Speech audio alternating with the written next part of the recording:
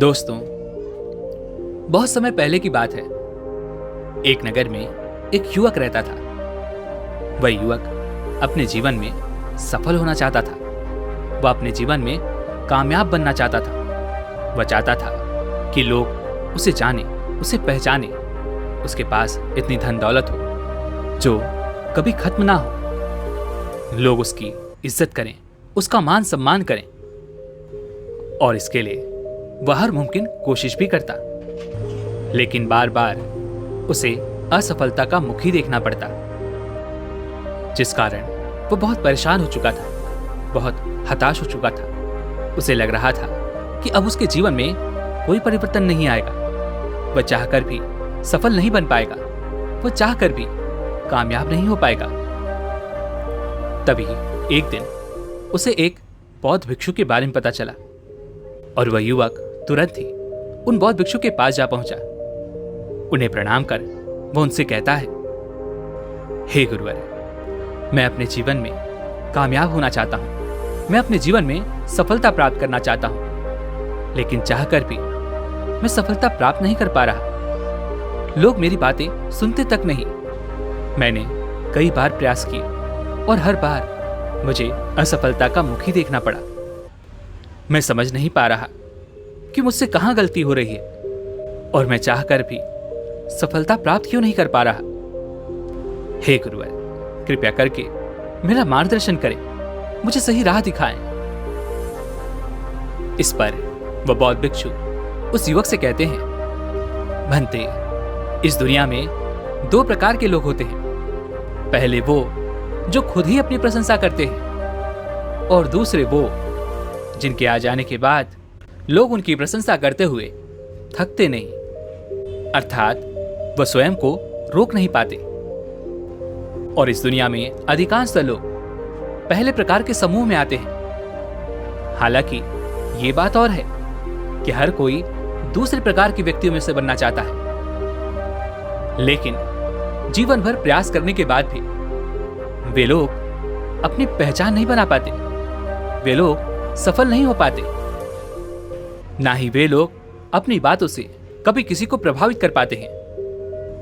और यही कारण है कि इस दुनिया के अधिकांश लोग अपने आप को बदकिस्मत समझते हैं। उन्हें लगता है कि उनकी किस्मत इतनी अच्छी नहीं है कि वे लोग दूसरे प्रकार के समूह में आ सकें, उनकी इज्जत हो, उनका भी मान सम्मान हो। और इसी कारणवश वे लोग हार मानकर पहले प्रकार के समूह की तरह ही अपना जीवन जीते हैं। इस पर वह युवक उन बौद्ध भिक्षु से कहता है, परंतु हे महाराज, मैंने देखा है कि कुछ लोग जो बहुत कम बुद्धिमान हैं, उसके बाद भी वे लोग बहुत ज्यादा सफल हो जाते हैं। सफलता उनके कदम चूमती है। और जो लोग बहुत बुद्धिमान हैं, जो लोग हर काम को बड़ी तेजी से करना जानते हैं, उसके बाद भी वे लोग सफल नहीं हो पाते। आखिर उन कम बुद्धिमान लोगों के पास ऐसा क्या है जो उन्हें सफल बनाती है, कामयाब बनाती है? और सबसे महत्वपूर्ण प्रश्न, क्या उस कला को हम भी सीख सकते हैं? इस पर वह बौद्ध भिक्षु मुस्कुराने लगे और उस युवक से कहते हैं, भंते, ऐसे लोग दिलों को जीतना जानते हैं, और इसी कारणवश लोग उनकी बातों से अत्यधिक प्रभावित भी हो जाते हैं। वे समय समय पर, कदम कदम पर लोगों के विश्वास को जीतना जानते हैं। और सबसे अच्छी बात तो यह है कि यह कला बहुत ही सरल और आसान है, और इसे हर कोई सीख सकता है। परंतु याद रहे कि इसके लिए निरंतर प्रयास की आवश्यकता पड़ेगी। परंतु एक बार यदि आपने इस कला को सीख लिया, तो यह कला आपको अवश्य ही सफलता की ऊंचाइयों तक पहुंचा देगी। और उसके लिए बस आपको इस कला को अपने भीतर उतारने की आवश्यकता है। और एक बार आपने इस कला को अपना लिया, तो आप लोगों को प्रभावित करने में महारत हासिल कर लेंगे। लोग आपकी बातों से अत्यधिक प्रभावित होंगे, और फिर जैसा आप चाहेंगे वैसा ही होगा। आप जीवन में सफलता भी प्राप्त कर पाएंगे। इस पर वह युवक उन बौद्ध भिक्षु से कहता है, परंतु हे महाराज, मैं ये समझ नहीं पाता कि आखिर मैं कैसे लोगों को प्रभावित करूं। लोगों की इस भीड़ में मैं अपने लिए एक विशेष स्थान कैसे बनाऊं और कैसे लोग मेरी बातों से प्रभावित होंगे। कैसे मैं एक सकारात्मक छाप उन लोगों पर छोड़ सकता हूं जिससे वे लोग मेरी बात माने, मेरा सम्मान करें। क्या इसका भी कोई उपाय है? इस पर वह बौद्ध भिक्षु मुस्कुराने लगे और उस युवक से कहते हैं, भंते, ये जो बातें तुम्हारे मन में चल रही हैं, ये बातें सोचने वाले तुम अकेले नहीं हो। इस दुनिया के अधिकांश लोग यही सोचते रहते हैं और इसी कारण वे लोग अपने जीवन में कभी आगे नहीं बढ़ पाते। परंतु वे लोग ये भूल जाते हैं कि कभी कभी जो समस्याएं हमें बाहर से बहुत बड़ी नजर आती हैं, वो भीतर से बहुत ही छोटी सी होती हैं। अर्थात यदि आप इस समस्या को ध्यान से देखेंगे, इसे समझेंगे, तो आप ये जान पाएंगे कि ये सारी कलाएं सीखी जा सकती हैं और इन कलाओं में निपुण हुआ जा सकता है। बस आपको जरूरत है तो कुछ बातों को ध्यान में रखने की, जो बेहद ही बहुत जरूरी है। इस पर वह युवक उन बौद्ध भिक्षु से कहता है, हे महाराज, वो कौन सी बातें हैं? इस पर वह बौद्ध भिक्षु उस युवक को समझाते हुए कहते हैं, सबसे पहली बात है आपकी मुस्कुराहट। आपके चेहरे पर लोगों को जो सबसे पहली चीज नजर आती है वो है आपकी मुस्कुराहट। एक प्रभावशाली व्यक्तित्व की शुरुआत मुस्कुराहट से ही होती है। परंतु याद रहे कि यह मुस्कुराहट बेवजह नहीं होनी चाहिए। अर्थात बिना परिस्थिति को समझे इस मुस्कुराहट का उपयोग करना भी अत्यंत हानिकारक हो सकता है। आगे वह बौद्ध भिक्षु उस युवक को समझाते हुए कहते हैं, भंते, हमारी मुस्कुराहट एक प्रकार की नहीं होती, बल्कि भिन्न भिन्न प्रकार की होती है। हर अवसर पे हमें एक अलग मुस्कुराहट देनी चाहिए, जो उस अवसर पर, उस विषय पर सटीक बैठती हो। जैसे कि आपने देखा होगा कि कई लोग सच्ची तो कई लोग झूठी हंसी भी हंसते हैं और कई लोग तो बस दिखाने के लिए अपने चेहरे पर एक हल्की सी मुस्कान रखते हैं। मुस्कुराहट बेहद जरूरी है, परंतु सही समय और सही विषय पर इसका उपयोग करना हमें आना चाहिए। अगर हम कोई बात करते वक्त बेवजह ही अपने चेहरे पर कोई मुस्कुराहट ला देते हैं, तो इससे भी लोग हमारी बातों को गंभीरता से नहीं लेते, क्योंकि वे लोग ये नहीं समझ पाते कि आखिर इस मुस्कुराहट का अर्थ क्या है। इसलिए सही समय पर आपके चेहरे पर मुस्कुराहट आनी चाहिए, जिससे लोग आपकी उस मुस्कुराहट का सही अर्थ समझ पाएंगे।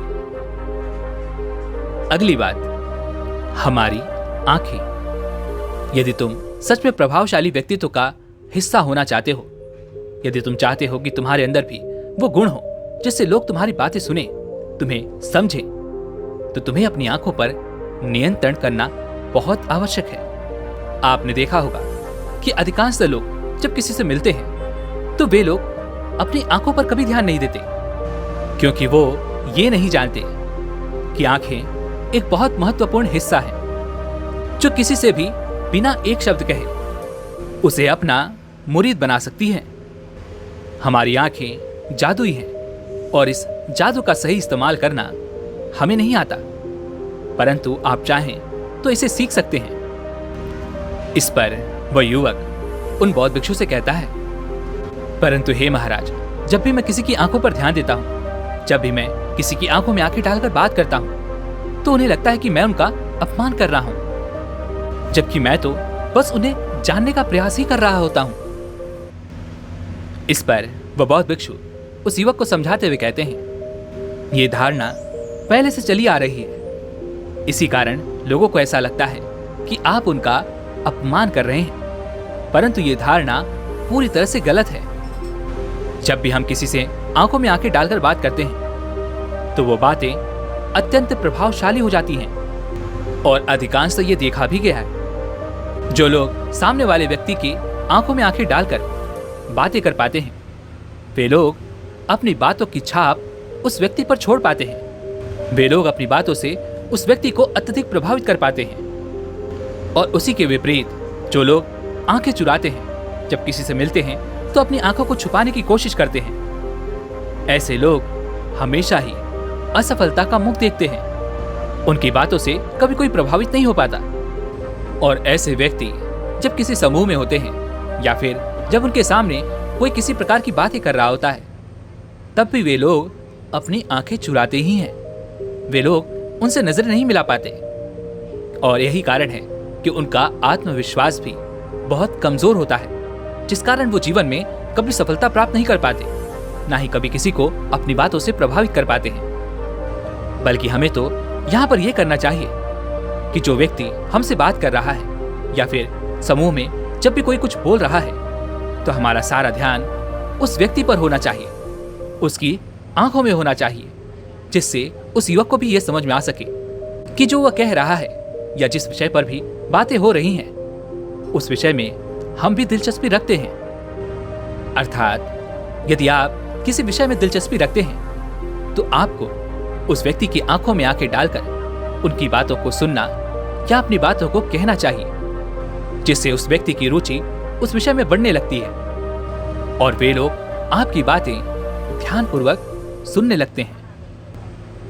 आगे वह बौद्ध भिक्षु उस युवक को तीसरा तरीका बताते हुए कहते हैं, हमारे चलने बैठने, उठने और खड़े होने का तरीका ये बताता है कि हमारा व्यक्तित्व किस प्रकार का है। लोग हमारे इन तरीकों से ही ये जान पाते हैं कि हमारे भीतर किस प्रकार का आत्मविश्वास है, क्या हम लोगों को अपनी बातों से प्रभावित कर सकते हैं या नहीं। आगे वह बौद्ध भिक्षु उस युवक को समझाते हुए कहते हैं, मान लो तुम एक कमरे में बैठे हुए हो और वहां पर अचानक एक युवक आता है और तुम्हारा सारा ध्यान उस युवक पर चला जाता है। अर्थात तुम उसे देखने के लिए मजबूर हो चुके हो और तुम उससे अपनी नजरें नहीं हटा पा रहे। तो आखिर तुमने उस युवक के अंदर ऐसा क्या देखा जो तुम उसे देखते ही रह गए? सोचो। इस पर वह युवक उन बौद्ध भिक्षु से कहता है, हे गुरुवर, मैं आपकी बात समझ नहीं पा रहा। इस पर वह बौद्ध भिक्षु उस युवक से कहते हैं, भंते, तुमने इस दुनिया में कई प्रकार के सफल लोगों को देखा होगा। उनके चलने, बैठने, उठने और खड़े होने का तरीका बिल्कुल अलग होता है। उनके अंदर ये सारे गुण बहुत ही प्रभावशाली होते हैं। उनके इन गुणों को देखकर ऐसा प्रतीत होता है मानो उनके अंदर आत्मविश्वास कूट कूट कर भरा हुआ है। और जब हम किसी को आत्मविश्वास के साथ देखते हैं, तो हम भी उसकी ओर आकर्षित हो जाते हैं और हम उससे अपनी नजरें नहीं हटा पाते। अब ऐसा व्यक्ति यदि तुमसे पहली बार भी मिला हो, तब भी तुम ये जान सकते हो कि वह व्यक्ति बहुत ही आत्मविश्वास से भरा हुआ है और वह अपनी बातों से किसी को भी प्रभावित कर सकता है। सफल लोगों के उठने, बैठने, चलने और खड़े होने का तरीका हमें बहुत कुछ बता देता है। इस पर वह युवक उन बौद्ध भिक्षु से कहता है, परंतु हे गुरुवर, हमें तो बचपन से यही सिखाया जाता है कि हमेशा सीधे चलो, अपने हाथों को बांधो मत, सर सीधा रखो। अब ऐसे में हमें यह कैसे समझ में आएगा कि कौन सा तरीका सही है और कौन सा गलत, और हमें कौन से तरीके को अपने जीवन में लागू करना चाहिए? इस पर वो बौद्ध भिक्षु उस युवक को समझाते हुए कहते हैं, भंते, सीधा चलना और सर सामने की ओर रखना, अर्थात सीधा रखना और अपने अंदर आत्मविश्वास जगाना, ये सब कोई कार्य नहीं है, बल्कि आप चाहें तो इसके निरंतर प्रयास से आप अपने आप को इस काबिल बना सकते हैं। बस इसके लिए आपको कुछ दिन प्रयास करने की आवश्यकता है और ये आदत खुद ब खुद आपके भीतर उत्पन्न होने लगेगी। आगे वो बौद्ध भिक्षु उस युवक को अगला नियम बताते हुए कहते हैं, हर किसी के भीतर एक बच्चा होता है, हमें बस उस बच्चे को पहचानने की आवश्यकता है। आगे वो बौद्ध भिक्षु उस युवक को समझाते हुए कहते हैं, भंते, तुमने देखा होगा कि तुम्हारे भीतर भी एक बच्चा है और जब उसे कोई चीज पसंद आ जाती है और जब वह उन चीज से सुरक्षित महसूस करने लगता है, तो वह उसकी ओर खींचा ही चला जाता है। अगर आप भी वास्तविकता में किसी को प्रभावित करना चाहते हैं, यदि आप चाहते हैं कि आपकी बातों से कोई प्रभावित हो, तो सबसे पहले आपको सामने वाले व्यक्ति के भीतर के उस बच्चे को पहचानना होगा। एक बार यदि आपने उसे पहचान लिया, उसे खुश कर दिया, उसे यह महसूस करवा दिया कि वह सुरक्षित है, तो वह निश्चित रूप से आपको स्वीकार कर ही लेगा।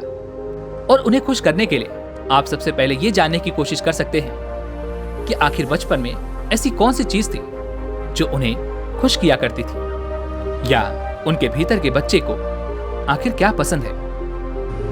आगे वह बौद्ध भिक्षु उस युवक को अगला नियम बताते हुए कहते हैं, सामने वाले व्यक्ति को अपने मित्र की तरह महसूस करवाएं।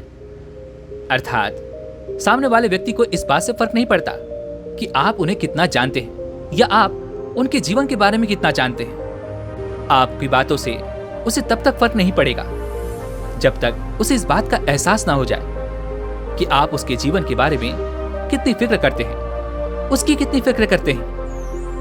यदि आप चाहते हैं कि आपकी बातों से लोग प्रभावित हों, तो सबसे पहले आपको ये गुण अपने भीतर उत्पन्न करने ही होंगे।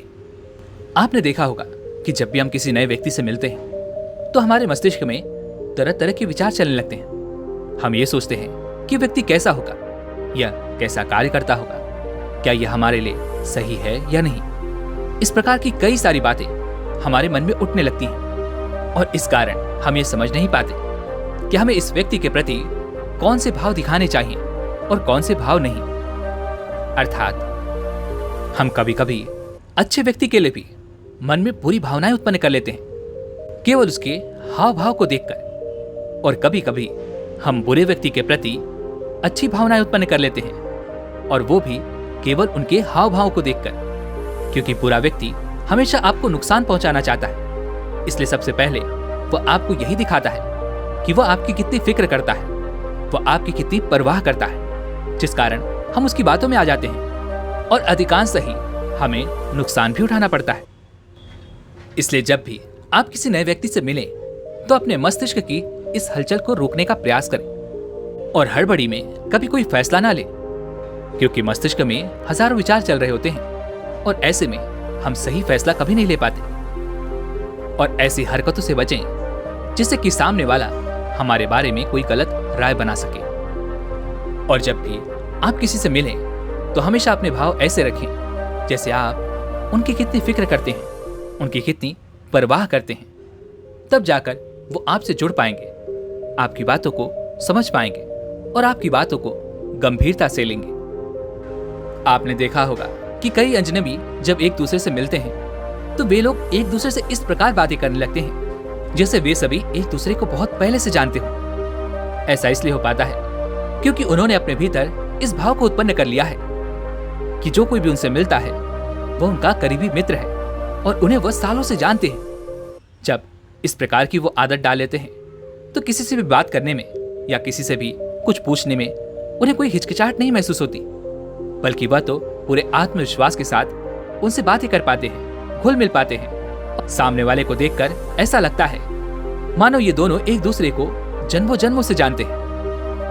और जब आप इस भाव को अपने भीतर उत्पन्न कर लेते हैं तो आप किसी को भी अपना मित्र समझते हैं, और जब आप किसी को मित्र समझते हैं तो उसके सामने आप अपने मन की सारी बातें खुलकर रख पाते हैं और वो भी अपनी सारी बातें आपसे खुलकर कहता है। ऐसे में आप एक दूसरे की बातें भी अच्छी तरह सुनते हैं और आपका सारा ध्यान भी उनकी बातों पर ही होता है। ऐसे में ना तो आप उनसे किसी बात को पूछने में हिचकते हैं और ना ही किसी चीज को जानने से पीछे हटते हैं, और इस प्रकार से आप दूसरे के मन को जीत भी पाते हैं, दूसरे के मन की बातें भी अच्छी तरह से जान पाते हैं और उसके बाद आपका खुद पर विश्वास भी बढ़ने लगता है। इस प्रकार से आप किसी को भी अपनी बातों से बड़ी आसानी से प्रभावित कर सकते हैं। अगला नियम बताते हुए वो बौद्ध भिक्षु उस युवक से कहते हैं, हमेशा प्रभावशाली व्यक्तित्व की तरह नजर आए। आपने देखा होगा कि अधिकांशतः जब कोई हमसे झूठ कहता है तो हम उसके हाव भाव से ये पहचान लेते हैं कि वह व्यक्ति हमसे झूठ कह रहा है, और उसी के विपरीत अधिकांशतः ऐसा भी होता है कि कोई व्यक्ति कहता तो सच ही है, परंतु उसके हाव भाव कुछ ऐसे प्रतीत होते हैं मानो वह हमसे झूठ कह रहा हो, जिस कारण सामने वाले को उस सच्चे व्यक्ति की बातें भी झूठी ही नजर आती हैं। और ऐसा इसलिए हो पाता है क्योंकि हम उनके हाव भाव देख पाते हैं, जिससे हमें यह पता लगता है कि वह व्यक्ति सच कह रहा है या फिर झूठ। इसलिए आपको यहाँ पर यह बात समझनी बहुत ही जरूरी है कि जब भी आप किसी व्यक्ति से बात करें तो अनावश्यक अपने किसी अंग को बार बार ना छुएं या फिर ऐसी कोई हरकतें ना करें जिससे यह लगे कि आप उनसे झूठ कह रहे हैं। अगला नियम बताते हुए वो बौद्ध भिक्षु उस युवक से कहते हैं, हमेशा खुद को मानसिक रूप से तैयार रखो, क्योंकि जब भी हम कोई बड़ा कार्य करने जा रहे होते हैं तब हमारे मन में हलचल पड़ जाती है और हमें समझ नहीं आता कि हमें क्या करना चाहिए। ऐसी अवस्था में यदि आप मानसिक रूप से तैयार होंगे तो आप उस कार्य को पहले ही मानसिक रूप से पूर्ण होते हुए देख पाओगे, उसे महसूस कर पाओगे और ऐसा करने के बाद आपके भीतर वो आत्मविश्वास जग जाएगा जिससे आप उस कार्य को करने में सक्षम भी हो पाएंगे। और ऐसा नहीं है कि ये प्रक्रिया केवल आपको एक ही बार करनी है, बल्कि आपको इस प्रक्रिया को लगातार दोहराते रहना है जब तक कि वह प्रक्रिया आपके मस्तिष्क में अच्छी तरह से छप न जाए। और जब वह प्रक्रिया आपके मन में अच्छी तरह से छप जाएगी तो आपका मन, आपका मस्तिष्क ठीक उसी प्रकार से कार्य करना शुरू कर देगा। आपके भीतर आत्मविश्वास बढ़ने लगेगा और आप उस कार्य को सही दिशा में सही समय पर अवश्य ही पूर्ण कर सकेंगे। इतना कहकर वो बौद्ध भिक्षु शांत हो गए और वह युवक भी अब अच्छी तरह समझ चुका था कि वह अपने जीवन में क्या गलतियां कर रहा था। उस युवक ने उन बौद्ध भिक्षु को प्रणाम किया और वापस अपने घर की ओर चल पड़ा। दोस्तों, उम्मीद है कि आपको आज की इस वीडियो से जरूर कुछ न कुछ सीखने को मिला होगा। तो इस वीडियो को लाइक और अपने दोस्तों के साथ शेयर भी जरूर कीजिएगा। और हाँ, अगर आप हमारे चैनल पर नए हैं तो चैनल को सब्सक्राइब और घंटी बटन को जरूर दबा दीजिएगा। चलिए मिलते हैं अगली वीडियो में, तब तक के लिए अपना ख्याल रखें। धन्यवाद।